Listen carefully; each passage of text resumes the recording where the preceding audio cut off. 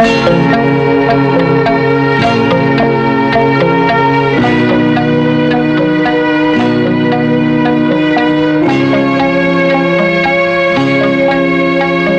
దిగులు పడకండి బాబు గారు. ఆ 7 కొండలు వాడి దయ వల్ల అమ్మగారు సుఖంగా ప్రసవిస్తుంది. డాక్టర్లు నర్సులే కాకుండా అమ్మగారికి ధైర్యం చెప్పడానికి నా భార్య కూడా ఉంది బాబు. భీమన్నా, అనుక్షణం నా భార్యను కాపాడడానికి నీ భార్య సావిత్రిని, నన్ను చూసుకోవడానికి నిన్ను ఆ భగవంతుడే పంపించినట్టున్నాడయ్యా.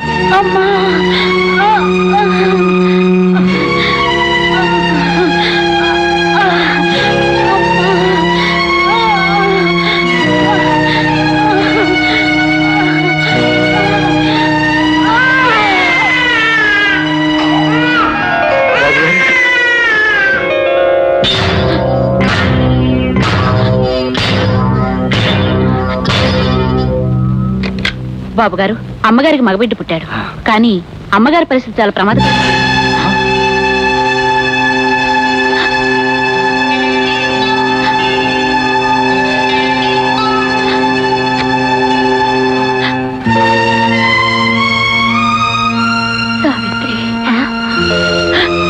సావిత్రి, నేను వెళ్ళిపోతున్నాను. నా బిడ్డకి అమ్మ అనే పిలుపు, అమ్మ ప్రేమ లేకుండా చేయాలని ఆ భగవంతుడు నన్ను తీసుకెళ్తున్నాడు. కానీ అది జరగటానికి వీల్లేదు. అందుకే నా బిడ్డని నీ చేతుల్లో పెడుతున్నాను. వీడికి తల్లి లేని లోటు లేకుండా నువ్వే కన్న తల్లివిగా ఉంటూ అమ్మా అనే మాటకి అర్థం తెలియచేయాలి సావిత్రి. అలాగే అమ్మగారు, మీ ఉప్పు తినే మనిషిని నీ మాట నెరవేర్చి తీరుస్తాను. నా బిడ్డ రామ కంటే ఎక్కువగా నా ప్రాణానికి ప్రాణంగా నీ బిడ్డను రాజాలా పెంచుతాను. చాలు సావిత్రి, నాకది చాలు. నేను తృప్తిగా వెళ్ళిపోతాను.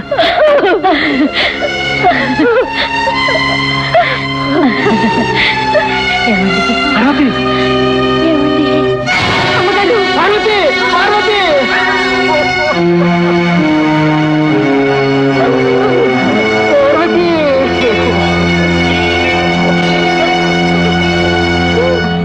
గౌరమ్మ, అమ్మా, రాముకు బుడ్డిపాలు పట్టించు. అదేమిటమ్మగారు, కన్నబిడ్డకు బుడ్డిపాలు, పెంపుడు బిడ్డకు మీ పాలునా? గౌరమ్మ, నేను కన్నబిడ్డ కన్నా ఈ పసివాడే నాకెక్కువ. ఎందుకంటే నా మీద ఉన్న నమ్మకంతో, విశ్వాసంతో ఒక తల్లి నా చేతుల్లో పెట్టి వెళ్ళిపోయిన పసివాడమ్మా వీడు. వీడికి తల్లి లేని లోటు తెలియకుండా పెంచడం నా బాధ్యత. అందుకే జమీందారు బాబు వీడిని తన దగ్గర కాకుండా నా ఇంట్లో నా దగ్గర ఉంచారు. గౌరమ్మ, అమ్మగారు,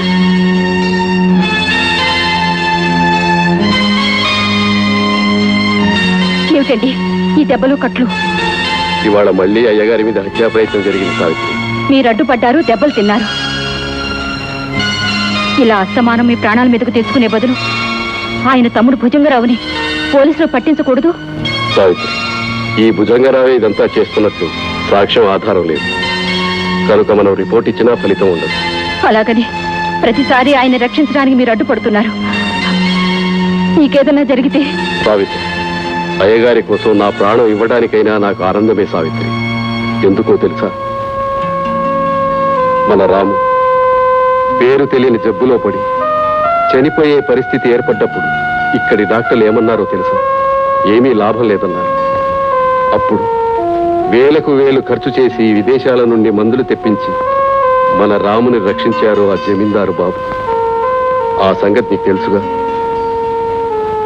సొంత మనిషికి కూడా అంత సహాయం చేయని ఈ రోజుల్లో అలా సహాయపడి మన వంశాన్ని నిలబెట్టిన ఆ దేవుడు జమీందారు గారు.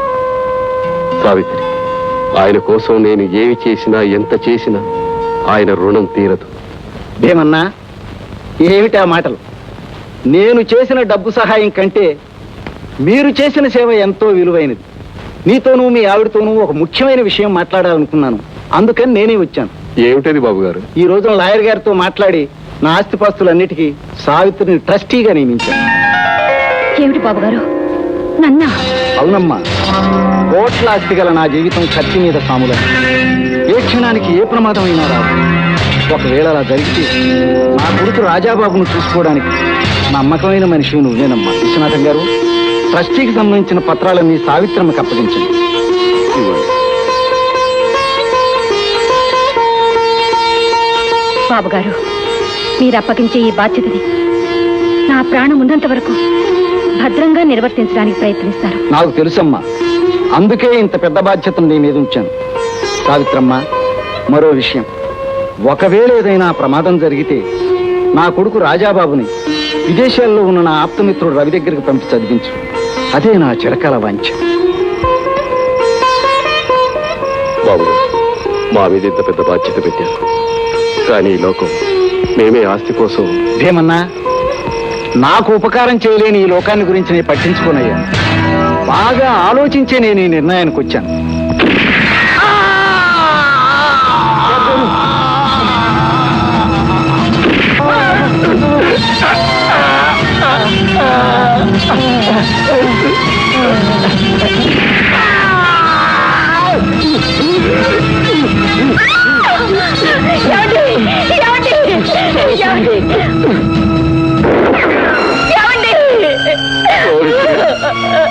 ఆ దుర్మార్గులు అనుకున్నంత పని చేశారు. నా ప్రాణం అడ్డు వేసి కూడా బాబు గారిని రక్షించుకోలేకపోయాను. ఇక నా బాధ్యత నువ్వు పూర్తి చేయాలి. రాజాబాబును నీ కళ్ళలో పెట్టుకొని పెంచి పెద్ద చేయాలి.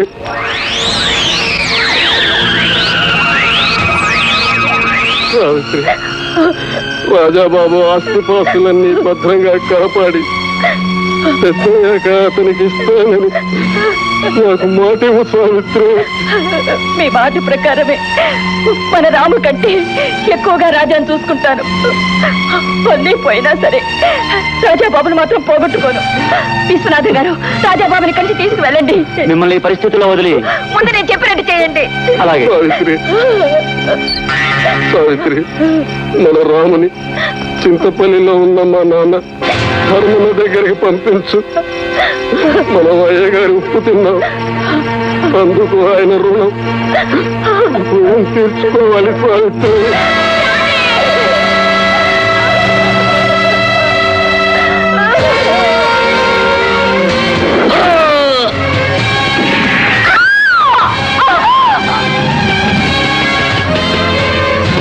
ఎవరు? వస్తున్నా వస్తున్నా.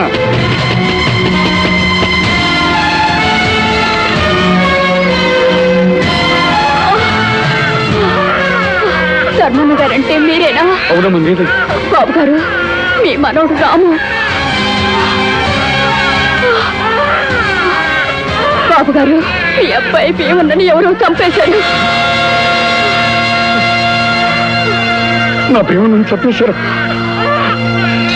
మరి మీ తల్లి ఎక్కడ? అమ్మగారు, అమ్మగారు.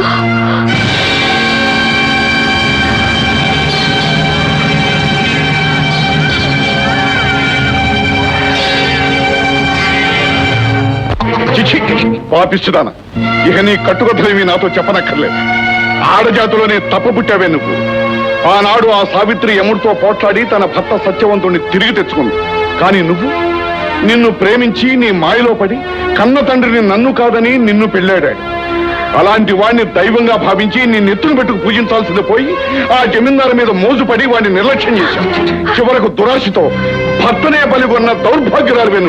మావయ్య గారు, నన్ను ఎన్ని మాటలైనా అనండి, ఏమైనా తిట్టండి, అంతేగాని భర్తను మోసం చేసి ప్రాణం తీశానని మాత్రం నిందించకండి. నేను నిందించకు పోయినా లోకం నిన్ను ఈ మాటలే అంటుందే. తక్షణమే గంచిపోయి. మావగారు, లోకానికి చెవులు తప్ప కళ్ళు లేవు. ఒక మనిషిని అన్యాయంగా వేలెత్తి చూపించడం దానికి అనాదిగా ఉన్న అలవాటు. నా బిడ్డ సాక్షిగా నేను చెబుతున్నాను, నేనే పాపం చేయలేదు. ఆ విషయం సంఘానికి తెలుసు, నా నుంచి దూరమైన ఆయనకి తెలుసు. ఈ లోకంలో 10 మంది మధ్య తలెత్తుకు బ్రతకాల్సిన వాడిని నిన్ను చెరదీసి తలవంపులు తెచ్చుకోలేను. వెళ్ళిపో. మా ఇంటిని, మా ఇంటి పేరుని, మమ్మల్ని మర్చిపోయి నీ తాడును చూసుకో. మీ అబ్బాయి గారే వెళ్ళిపోయిన తరువాత నాకు మీ నీడలో ఉండే అర్హత కూడా లేదు. కానీ వెళ్ళిపోయే ముందు నేను అడిగేది ఒక్కటే, ఒక్కసారి నా కన్న బిడ్డని కళ్ళారా చూడనివ్వండి. వీల్లేదు. వీడు మా వంశానికి వారసుడు, నా కొడుకు రక్తం పంచు పుట్టినవాడు. వీడిని నువ్వు చూడడం కాదు కదా, నీ నీరు కూడా వీడి మీద పడ్డానికి వీల్లేదు. అంతేకాదు, నువ్వు తల్లివనే మాట వాడికి ఏనాటికి తెలియకూడదు. ఎందుకో తెలుసా? చెడ్డ పేరు తెచ్చుకున్న కొడుకును తల్లి భరించగలదు కానీ చెడ్డ పేరు తెచ్చుకున్న తల్లిని కొడుకు భరించలేదు. 10 మంది నీ గురించి 10 మాట్లాడుతుంటే ఆ పసిహృదయం బాధపడుతుంది. అందుకే నువ్వు తల్లివనే నిజం వాడికి తెలియకూడదు. నేనే తప్పు చేశానో నాకు తెలియదు, కానీ నాకు ఈ శిక్ష విధించారు. తండ్రి తర్వాత తండ్రి లాంటి మిమ్మల్ని ఇదివరకే పోగొట్టుకున్నాను. కట్టుకున్న వాడిని శాశ్వతంగా పోగొట్టుకున్నాను. ఇప్పుడు కన్నవానికి కూడా లేని దాన్ని అవుతున్నాను. నిజానికి నాలాంటి ఆడ బ్రతకడమే అనవసరం. కానీ నా భర్తకిచ్చిన ఆఖరి మాట కోసం గుండెను బండ చేసుకుని బ్రతుకుతాను. బ్రతక తప్పదు కూడా. ఆగు, వెళ్లే ముద్ద ఒక్క మాట. నీ భర్తకు తండ్రినన్న గౌరవం నా మీద ఉంటే, నీ బిడ్డ రాము మీద నీకు ప్రేమే ఉంటే, ఎన్నేళ్లైనా ఏ పరిస్థితిలో ఉన్నా నువ్వే వాడి తల్లివన్న నిజాన్ని బయటికి రానివ్వనని నాకు ప్రమాణం చేసిపెట్టు. మమతానురాగమనే చెట్టును కొట్టేడివే కాక వేళ్లతో సహా నా మనసులోంచి పీకి పారేయాలని చూస్తున్నారా మామగారు? సరే, మీ ఇష్టం, అలాగే కానివ్వండి.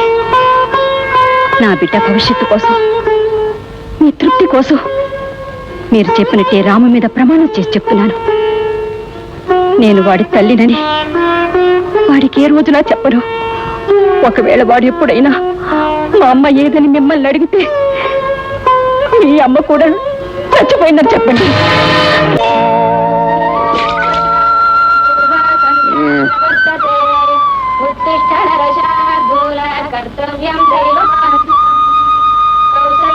రే బాబు, రాము, నా బంగారు కొండ లేవరా నాయనా. నిన్ను వదలనంటే వదలను. నువ్వు నా మురిపాల సద్ది మూటవి, నా మాగా టెక్కవి.